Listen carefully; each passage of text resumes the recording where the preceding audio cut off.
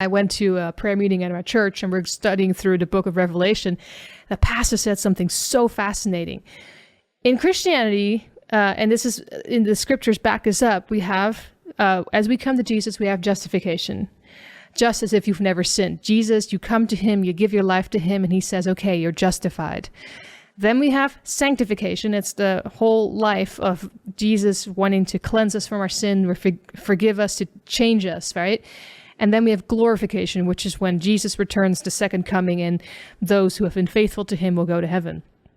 The pastor's pointing out where you have the story of Zechariah 3 with Joshua the high priest standing before the angel of the Lord, angel capital A, it's Jesus. And Satan is like, well, look at all he's done. And he has filthy rags. And Jesus says, go and put clean rags on him. That's justification.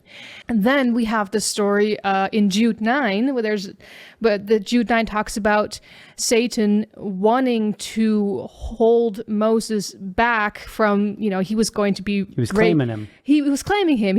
Jesus wanted to raise Moses from the dead to take him to heaven, which is why in the New Testament we see Moses with Elijah and Jesus, right? Jude 9 talks about this.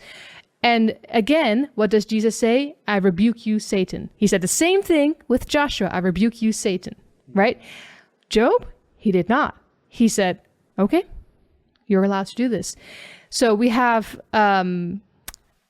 Moses with glorification, right?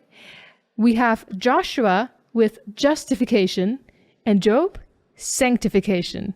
It is in our life that God allows these things to happen. But the Bible says everything works for the good to those who love God. And by the way, if you read the verses underneath that about how God says everything works for the good to those that love God, the same process is pointed out. Justification, sanctification, glorification. Mm-hmm. So sanctification, this is where we're at. These things are allowed to happen, but for our good.